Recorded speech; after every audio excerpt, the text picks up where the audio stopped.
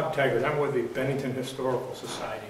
And today we're going to talk a little bit about World War I and Bennington's role in World War I. I've had a lifelong interest in World War I and World War II from a social standpoint of who were these young men who were drafted or enlisted, who went away to a foreign shore to make the world safe for democracy or do whatever they had to do. And when I moved to Bennington, I wanted to do a history of Bennington in the First World War. And I've cataloged over 500 men who left Bennington to serve in the First World War.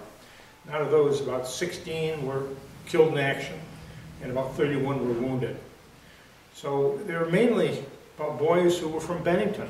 The vast majority of the men drafted came from Bennington. They were born in Bennington, they lived in Bennington, they left Bennington probably for the first time to go to a place called France.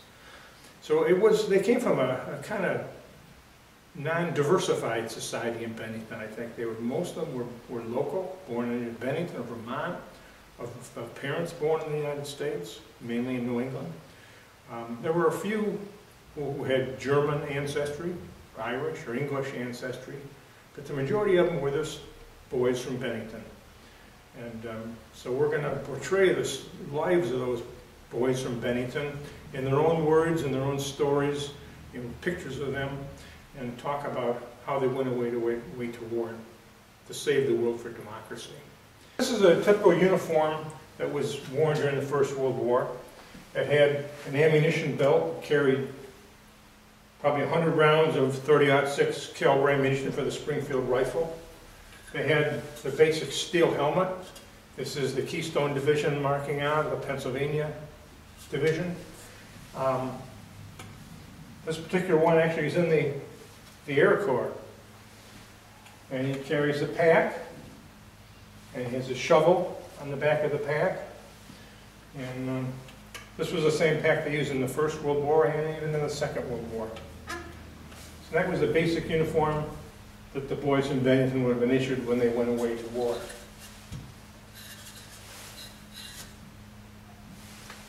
And here we have the Entrenching Tool, a simple little device so you could dig a hole and hide. Another helmet for the 27th Division, which was many of the boys in Bennington were in that division. And we have also utensils, mess kit, and the utensils, and which they carried in the back of the pack here. So many of the men left from Bennington were drafted. They were called into service, and they met down at they had the draft at the courthouse on South Main, South Street. And they had to register, and we can get those registrations now, and I've made a list of all their registrations. They were registered, and then they were picked at random, and then they were called back and inducted. And they left from Bennington. They had a parade. They marched around the town, and they were given cigars, and they were put on a train and sent off to be trained. Then they would be sent over to France shortly after that. Had minimal training. Would spend most of them, by the time the war got going, it was April 1917 when the war started, and the draft started shortly after. So by the time these men got in the service and were trained and sent over there, the war was almost over. But we still had a lot of casualties. So in November of 1918, the war would be over, and many of the men stayed on until 1919, and then they returned to Bennington in probably the late winter, early spring of 1919. They were sent home. They tried to work their way back into society. Many of them were very successful, owned businesses, fit back into society. Other ones had what we call shell shock, or were wounded at disabilities, and they struggled. This is a portrait of the Angel of Mons, the terrible battle where there was many, many casualties on both sides in 1914, and her image was seen on the battlefield, actually. The people thought they saw an image of the Angel of Mons, a woman in white.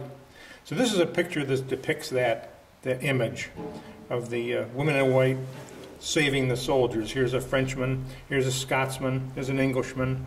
Over here we have Italian, American Navy, American Army, and maybe this is a Russian down here. So they were the Allied nations in World War I, and they were facing the Angel of Mons. This is interesting. It says Queen Mary in 1914, the first year of the war, sent this over to every British soldier who was in France in the British Expeditionary Force. And what it contained was tobacco. This is the Royal Highness Princess Mary's Christmas Fund 1914. Had cigarettes and tobacco. And it also had a greeting card from Queen Mary. Somewhere in here there's a greeting card. There it is. I can get it open. With best wishes for a happy Christmas and a glorious victorious New Year from Princess Mary and friends at home. And also there's a picture of the King, George V. Another card from the King, and there's Queen, and there's Princess Mary. This was sent to every British soldier. And they also had, for non-smokers, they had chocolates, so you could have your choice. That's a 1914 Christmas tin. And here's the typical helmet. This is the 27th Division. It was formed in New England. Many of the guys from Bennington were in that division as well.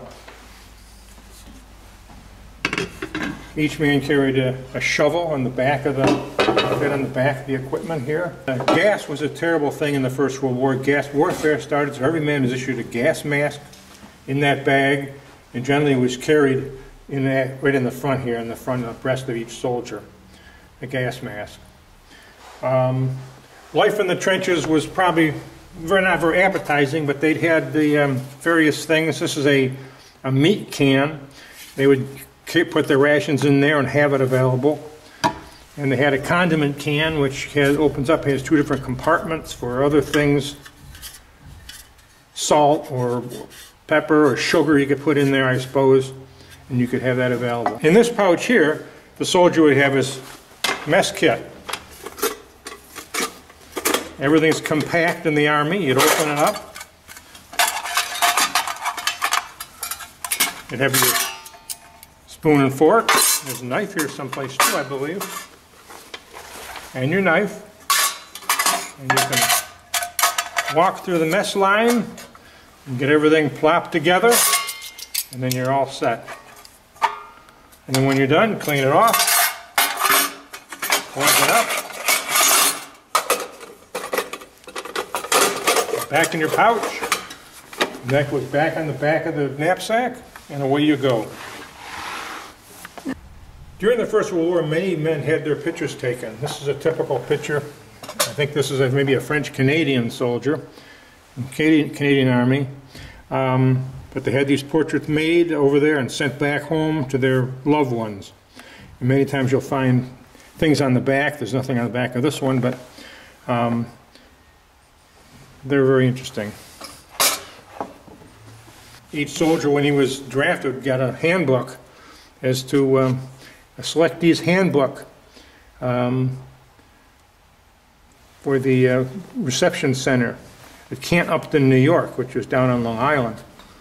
And it gives you all the information as to what you've got to do now that you're in the Army. Useful information. How you're going to get your mail, your laundry, your pay. You're responsible for your property. Church services, how to wear your uniform. The post exchange. And the history of the reception center. So many men, as they were selected, had been given this book, sent to Camp Upton for training. One of the veterans from Bennington is Gideon, Napoleon, Mccraw. And here's a picture of him as a civilian before he was inducted into the Army.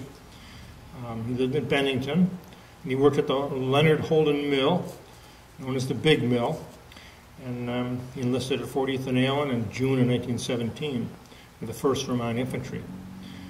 And the 1st Vermont Infantry was quickly broken up. They wanted to form a national army rather than have regional units. So they broke it up, and he was transferred to the 26th Infantry Division. Here's a picture of him in his uniform. You can see he's got the badge of the 26th Division. He's got the 3 stripes of service stripes on his sleeve, indicating he's been in the forces for a year and a half. He's a private, and he's got the 26th Yankee Division badge on his sleeve. And the 26th Yankee Division was one of those divisions where they formed to create a national army rather than regional regiments. This was created from men from Massachusetts, Connecticut, Vermont, Maine. It was a New England division, and it was called the Yankee Division. And they fought in France. Here's a photo postcard of Gideon with 2 of his comrades. And it's inscribed on the back that he's sending this picture back to his mother. He's also sending along these 2 badges which we saw in the 26th Division. Gideon was a French Canadian, and the 26th was closely allied with French forces when they initially went over. And so his ability to speak French certainly worked to his advantage.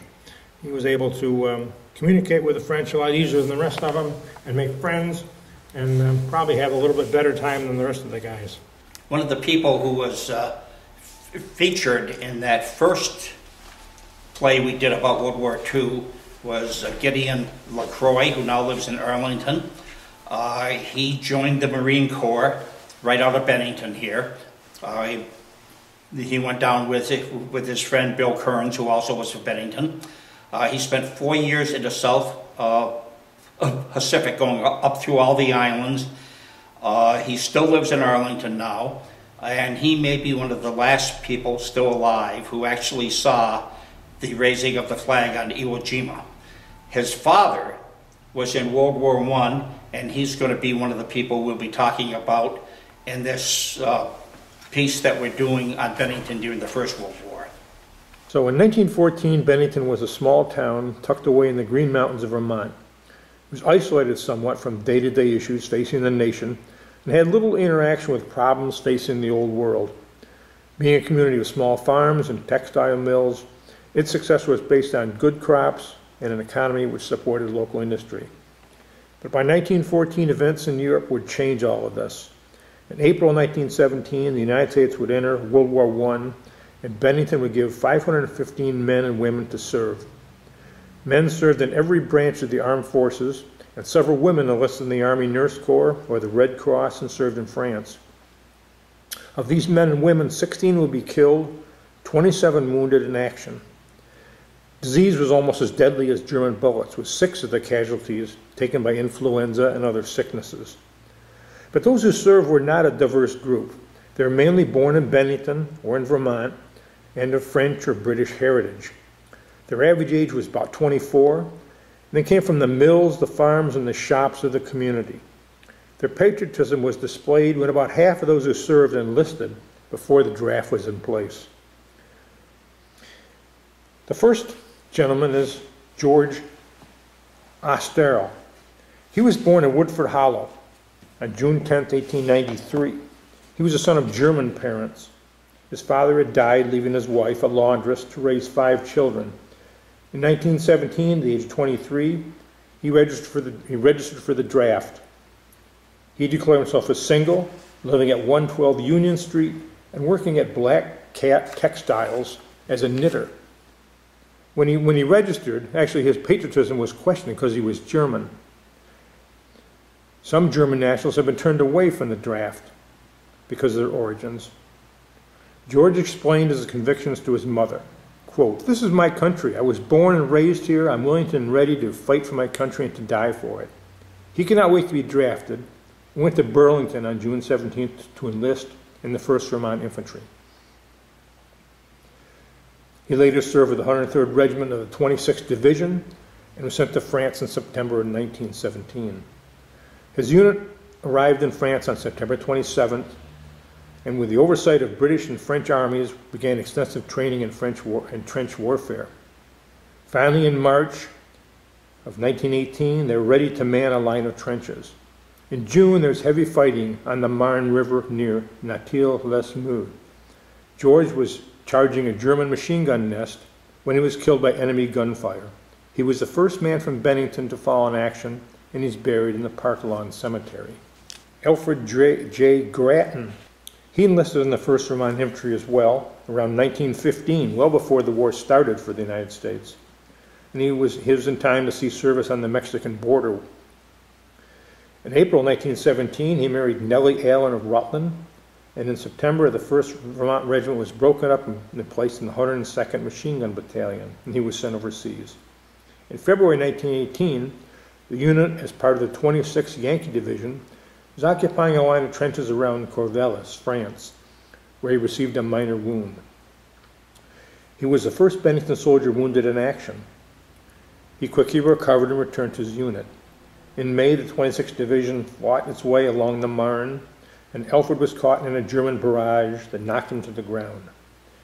He was injured in his hip and soon was unable to walk. He was carried to an aid station for treatment. His hip became inflamed, and the doctors decided to operate.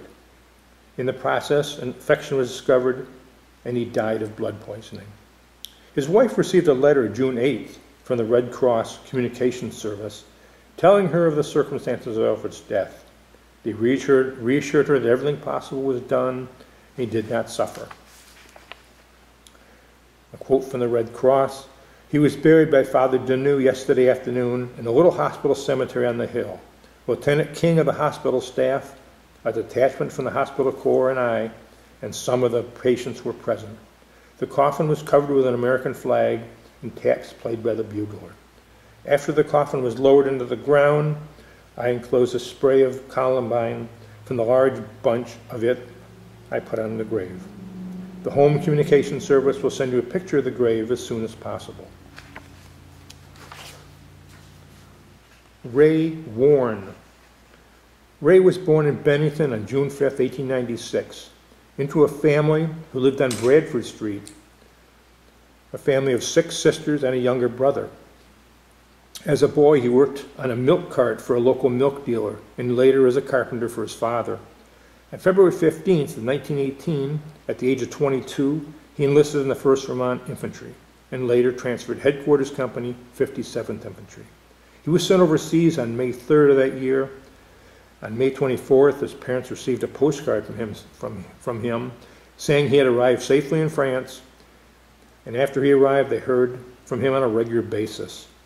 The letters dropped off in early September as his unit was sent into action. It was rumored that Ray, who had been wounded, and after not hearing from him, the family contacted the Red Cross. The Red Cross began inquiries, and it was on November 12, 1918, one day after the end of the war, that they learned he had been killed in action on October 6th. Another Bennington boy had been killed in advance through the Meuse Argonne. He is buried in the Bennington Village Cemetery. Frederick Horst. Another family that gave its sons was the Horst family, who lived on a farm in Bennington. Fritz and Benna Horst, both born in Germany, lived on their farm with their 5 sons and 2 daughters. Out of those 5 sons, 3, Frederick, William, and Edward, were of age to be called into service when the draft was initiated. William was the first one to leave in September of 1918. He was 21 years old, single, born in Hoosac, and worked on his father's farm. He sent to France in July of 1918 and was assigned to the Military Police Corps. He would spend a year in France and Germany and return to the United States unharmed. Edward, his brother, was drafted in October 1918. His registration card stated he was single, age 20, and a student. He ended up at the Michigan Agricultural College in the Student Army Training Corps, an initiative by the Army and universities to train soldiers in trades at college campuses. He served until December 1919. After being rejected on physical grounds, the other brother, Frederick, was later drafted. He was also single and working on the farm. He was assigned to the 82nd Division and sent to France in April of 1918. On November 15th of 1918, 4 days after the end of the war was announced, Fritz and Benna Horst got a telegram their son had died of wounds received October 16th. In May of 1919, his mother received a letter from the Army chaplain giving details of his son's death in the Meuse-Argonne offensive. He wrote, "While his company was advancing against the enemy, your son was wounded by shell fire. He was immediately taken to the rear to a hospital. Every care was given to him, but it was all in vain. He died on October 16th and was buried in the American cemetery beside his companions who had given their lives for the cause he loved." Charles Cratton. Charles was in the Dartmouth class of 1920. At age of 20, he was in France with the French army, driving ammunition trucks on the Western Front. At one point, the French War Ministry had accepted him into the Flying Corps, but he did not readily accept, but kind of wait for further developments by the United States Armed Forces. Once the United States was in the war, he would become an American soldier. He said, "Now that the United States is in the war, heart and soul, I of course will sign up some branch or other at the end of my term of service. As far as I can see now, aviation is where men are needed." There's a letter from Charles in the Bennington Banner. "Somewhere in France, I never supposed my first auto accident would be with a 5-ton truck in France, loaded with shells, but unexpected always happens. Driving an ammunition truck is a wonderful way of seeing the country, better than touring cars. We always go at night, you know, never have a light for fear of drawing the fire of the Boche. I doubt if I ever want to go canoeing or horseback riding when I come home. If I stay on this job much longer, I'm completely forgotten how to dance.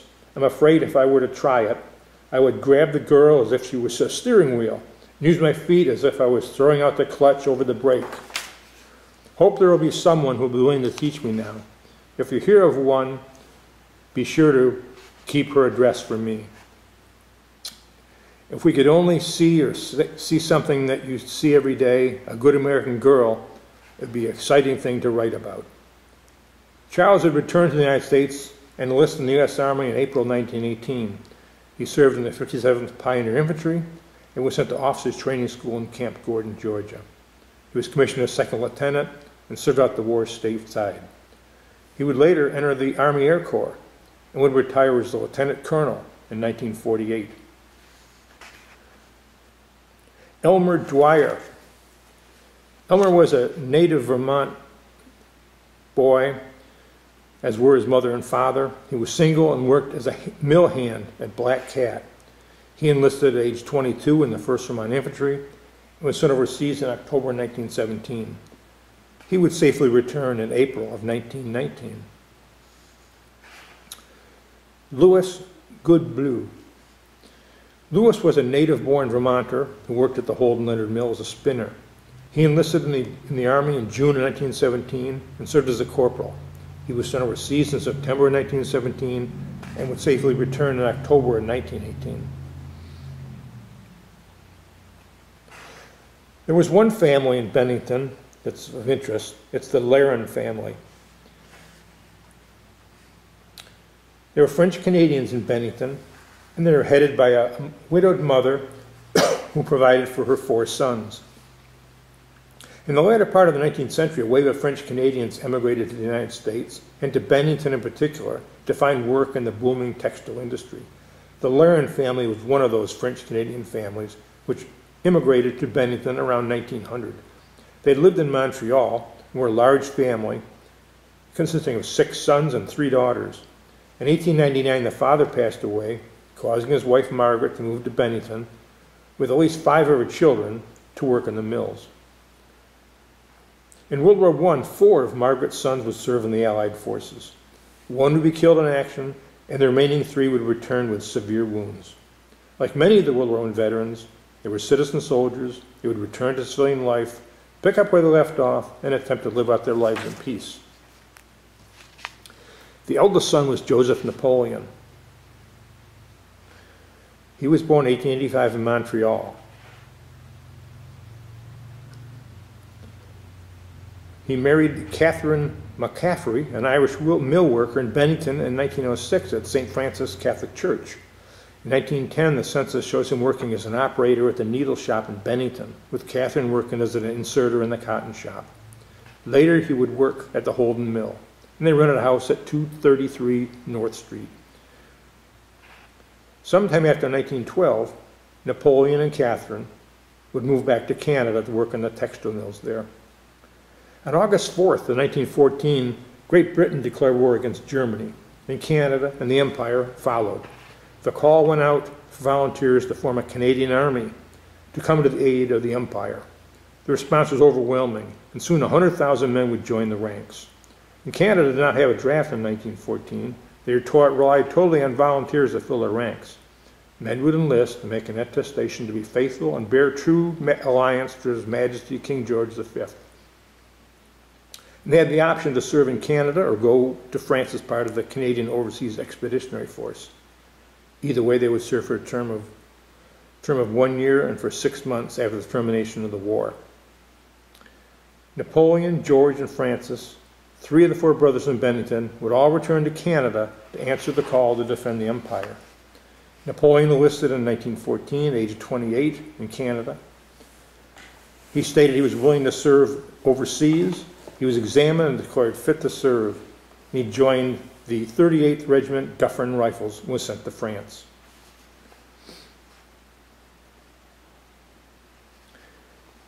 In early March, they marched to the front and occupied a section of trenches. The weather was unusually cold, and they experienced constant sniping and artillery fire throughout the day. However, they had suffered very few casualties. It was around this time that Napoleon suffered ICT, or an inflammation of connective tissue, usually the early stage of trench flood. He was admitted to the hospital in Rouen and remained there for 5 days, recovered, and returned to his unit. They would serve in the trenches in April and occupy a section of trenches near the Yser Canal, near Ypres. Here he received his second wound when he was shot in the left thigh. He again was sent to the hospital in Rouen, treated, and returned to his unit. His battalion fought through May and June. In July, the war diary for that battalion reported that it was all quiet that day in the trenches.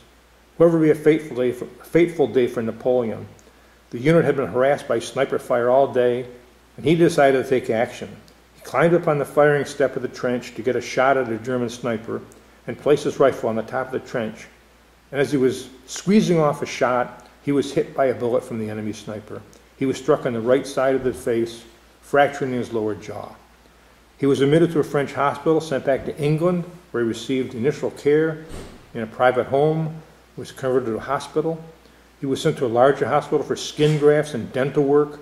Finally, he was sent back to Canada, admitted to the Toronto General Hospital to receive more bone grafts, dental reconstructions, and other operations over the next 5 years to restore his body. He was discharged from service as medically unfit and to receive a pension on December 25th of 1916. His brother George was also born in Montreal and followed his brother back to Canada. He enlisted in the Canadian Army. He volunteered for overseas duty and assigned to the 36th Battalion Canadian Expeditionary Force. He became sick and suffered temporary blindness. He was in hospital when his unit was sent for France, so he was discharged as medically unfit in May of 1915. His unit sailed without him, but he recovered, was discharged as medically unfit, returned to Bennington to live with his mother on Park Street. Later he moved to Pittsfield and worked with his other brother John at the General Electric plant. George will later move back to Bennington and find work at the Black Cat Textiles. In 1917, George registered for the draft and was accepted and was mustered in the Army in April of 1918. He was assigned to Company M, 301st Infantry, and after a short training period, arrived in England, and then over to France. His unit received more training and was sent to the front to participate in the first American offensive operation in the Meuse-Argonne attack in October 1918. He was killed in action. Over the next 5 months, his mother was not sure if he was alive or dead and waited for information on her son. Requests were made to the Red Cross with no success. In early December, she received a telegram from the Army stating that he'd been severely wounded and that further information would follow. She had begun to fear that he was either killed or captured by the Germans, but she held out hope that even given the delay in information could mean that he was all right. Finally, on February 3rd of 1919, well after the war was over, 4 months after the war ended actually, she got a telegram stating he was killed in action, and George is buried in the Meuse-Argonne American Cemetery in France. Francis, or Alfred as he chose to be called, was also born in Montreal and was drafted into the U.S. Army in 1918, 5 days after his brother John enlisted. On his draft registration card, he stated he had prior service in the Canadian Army as a private for a period of 6 weeks. However, I could not identify his records or locate his records, but he was accepted into the U.S. Army and assigned to the 4th Division and sailed from Hoboken, New Jersey to France. On July 31st, France was hit and wounded by German gunfire at Chateau-Thierry in the first offense by the American Expeditionary Force. On December 17th of 1918, 5 months after being wounded, the banner reported that Francis's mother received a letter from him. Francis was at Camp Dix, New Jersey, recuperating from his wound. He wrote to his mother that he was anxious to come home, but did not think it best to apply for a pass in view of the fact he was likely to be discharged any day. He is in hopes that he would be discharged in time to come home for Christmas. He is anxious to leave the service, but has no desire to remain in it after the war should come to a close. I suppose, Laren writes, you would like to know where I was wounded. It was on the Chateau-Thierry sector, about a mile from the city. The French thought it was wonderful, for it was the Second Battle of the Marne. Whatever it was, we chased those darn Dutchmen so fast they didn't know what to do. The Germans were in a wood, and we crawled across open country on our stomachs. The boys acted like Indians. They kept shouting, kept plugging at every German in sight. Just as we readied the woods, these fool Boches tried to finish me. One of them threw something that landed on my shoulder. It didn't hurt much at the time, just like a stiff punch. My friend who stood next to him in line saw me jolt backwards and asked me where I got it. I told him my collarbone was busted, and what was my surprise to find out that my arm too was the same fix. I had to cut the pack off. Then I reported to the lieutenant. He didn't know I was hit until after I told him. Then he wished me all kinds of luck getting back, and the rest of them went on after the Germans. I had some distance to travel in the open, and the air full of things that hum like bees. I came through all right and made my way to a dressing station. There they fixed my arm and shoulder and sent me along to the hospital. The first night I was in the hospital, the German aviators tried to blow it up. They didn't do much damage, but did kill 2 people. They took me out the next night under shell fire on the road in one of the ambulances. I was so mad I wanted to get out and scalp a few of those Boche artillerymen. They were in those ambulances unable to raise their heads, and those miserable Germans were trying to finish us. Well, Mother, I've done all that I hoped I'd do, and I guess I gave Fritz more than he gave me, for I took pains to shoot straight. There were times when we made the Boche run like rabbits. I am glad it is all over. I've been in the hospital and convalescent camp since July 29th. It seems almost like 2 years. The younger son, John, known as Ani, was born in Montreal, lived in Bennington at the family home. In 1917, he was in Pittsfield at the General Electric plant with his brother, George. He did not wait to be drafted, but enlisted in the Army on February 28, 1918. At the age of 21, was assigned to the 4th Division. It was in the Meuse-Argonne offensive October 6th, 4 days after his brother George was killed, that John was wounded when a bullet fractured his jaw. His mother, Margaret, received a letter stating he was able to get around the hospital, and surgeons assured him that his face would not be much disfigured by the wound. On December 12th, banner headlines read, "Her 4 sons wounded in war with the Huns. Remarkable record of Mrs. Margaret Laring of Bennington. 3 are recovering." Mrs. Laring must have been beside herself with fear and anxiety. She had 1 son in France, severely wounded, was uncertain of his condition, 1 in Canada undergoing bone grafts, dental work to repair facial wounds, another in France hoping to make a full recovery from his facial wounds, and 1 back in the U.S. at Camp Dix, recovering wounds to his arm and shoulder. It was not until February of 1919 that it was all resolved. The three sons would return to civilian life and attempt to start life over again. Napoleon would remain in Ontario, Canada, with his wife, working as an electrician. In 1924, Napoleon and their children would see commission in the United States. He would retain his Canadian citizenship, but lived in Bennington and worked at the L&A, a manufacturer of textile goods on Scott Street. In 1932, we find him back in Canada. His immigration papers carried his World War I legacy with the statement, "Scar right jaw." Napoleon would pass away in Canada in 1952 at age 67. Both him and his wife were buried in the Sacred Heart Cemetery in Paris, Ontario, Canada. Francis, a naturalized American citizen as of 1917, would be discharged and returned to Bennington just before Christmas in 1918. He'd work at the Black Cat Textiles for a short time before attending electrical school in Boston. Later he would start Laren's battery shop in Bennington, and then later work at the Holden Mill. During World War II, he worked in Portsmouth, New Hampshire, probably in a war plant or in the Navy Yard. As a legacy of his wartime service, his 1942 registration card for the World War II draft noted under certain physical characteristics as left forearm, right shoulder, and chest show gunshot wounds. He would return to Bennington after the war and pass away in 1977, and he's buried in the Park Lawn Cemetery. In January 1919, after going treatment at Camp Dix and Brooklyn Hospital, John would also return to Bennington. He went back to school to study being an electrician and applied for American citizenship. He worked as a furniture dealer and later at General Electric. He married at St. Francis Church to a girl from Woodford and had 2 children. In World War II, he worked in East Hartford, Connecticut at United Aircraft. His World War II draft registration also had a legacy, stating he had scars from his wounds he received in the First World War to his right chin and arm. After the war, he worked at various jobs at the Paradise Restaurant, Four Chimneys, and the Monument Inn. He would pass away in Bennington in 1973. 4 sons went away to war to make the world safe for democracy. 3 of them would return bearing the scars that they received in this conflict to civilian life and just pick up and try to carry on.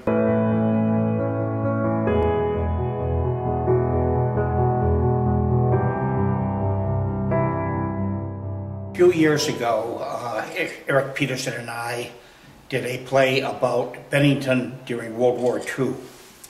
It was called Bennington Goes to War. And it was based in large part on a number of long interviews that the Bennington Historical Society had done with World War II veterans long after the war had ended. These were very good, and fortunately, a lot of the people who had given these interviews were still alive at the time, and a couple of them came to see the show. It was a very popular show, so much so that after the first run, there were so many people who called to complain that they hadn't had a chance to see it, that Eric brought it back again.